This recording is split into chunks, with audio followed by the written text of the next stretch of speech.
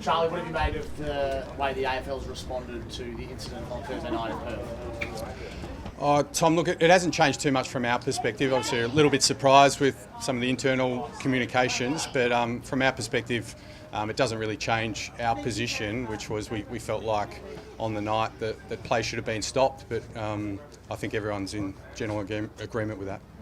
Did you express that to the AFL even after Fly's press conference, that you believe the play should have been stopped? We were contacted on Friday just as a check-in. We're in regular contact with the AFL, obviously, and they informed us that they felt that the right decision would have been to stop the game, and they followed that with the public position, but we haven't had any further contact other than that. Why do you think the game wasn't stopped in that moment?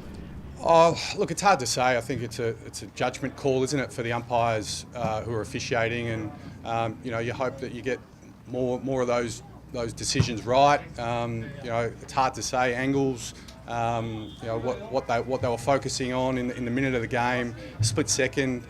We don't always see things the same way, but thankfully, Lockie was okay, and our medicos were okay, and we were able to get him off the ground and into the best possible care. Yeah, some umpires down here today. Was that good to have them down here just to discuss it? They were just down as part of our ordinary training plan, so they come and oversee some of our match simulation, but that didn't have anything to do with the issues over the last week. No discussion with them today about the issues last week at all? No, not formally, no. How clear is the messaging between you got a free kick paid against you last week, player leading to the head, now you have this incident? How clear is the messaging between free kicks paid against versus protecting the head?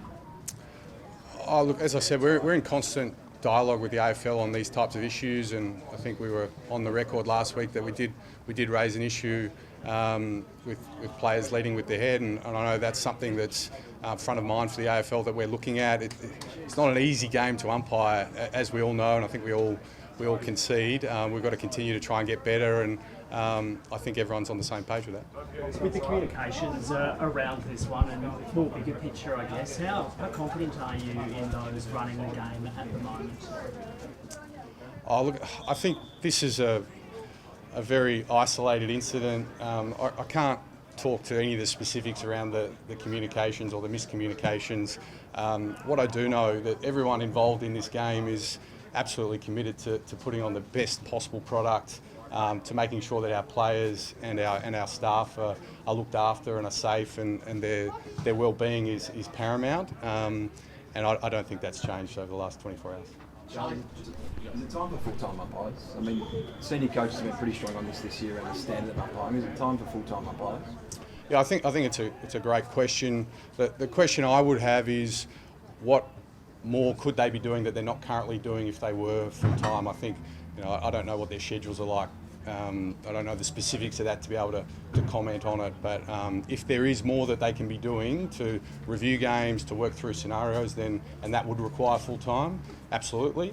If they can do that under the current arrangements, then I think that's acceptable too. There's a fair bit of frustration in clubland around AFL decisions that get made, whether it's off-field, on-field. What more can the AFL do you think, to appease clubs and make sure everyone's on the same page? As I said, I think there's a good dialogue between clubs and the AFL.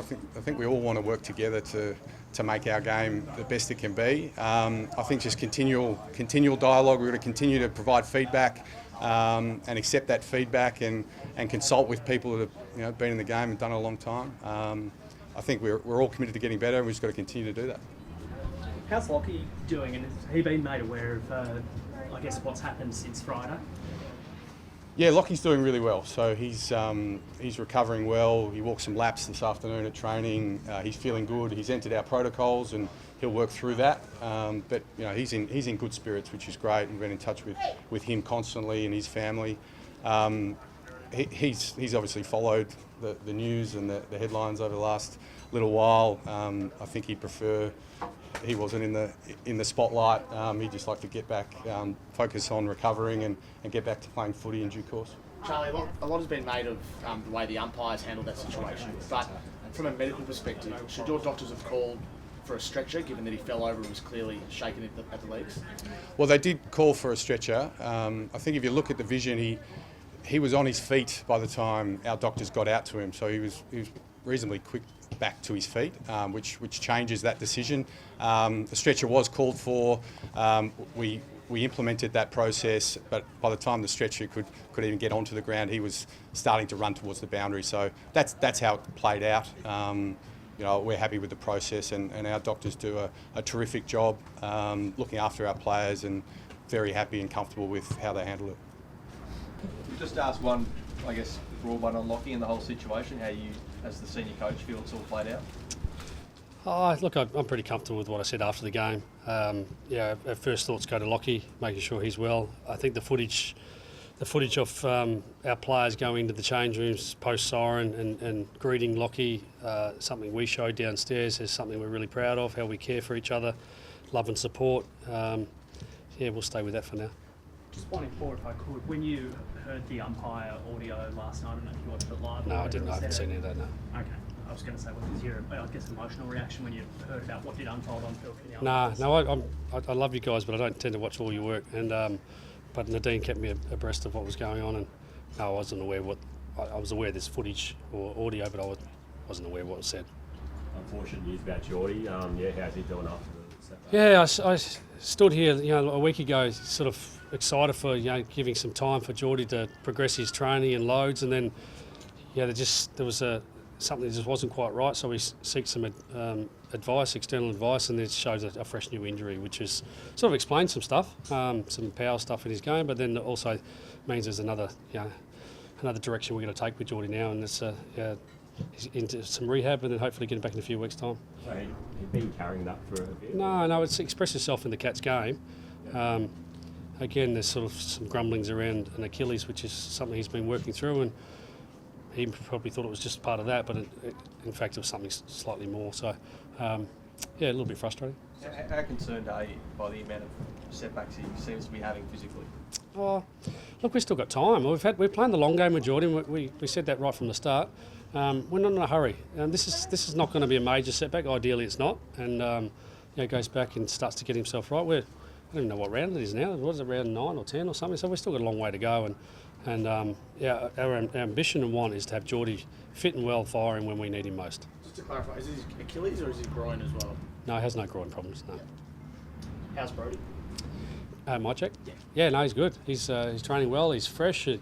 He's had 4 or 5 days off, and we're looking forward to having him back, and Pendle's back, and Braden Maynard. If you watch him train today, oh boy, look out.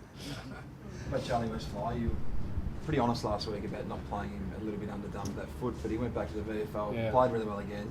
Can you resist the urge this week? Oh, he played a bit sore, Josh. He did, and we're conscious of that. And I repeat what I said last week. We want Charlie to be fit and ready and training well.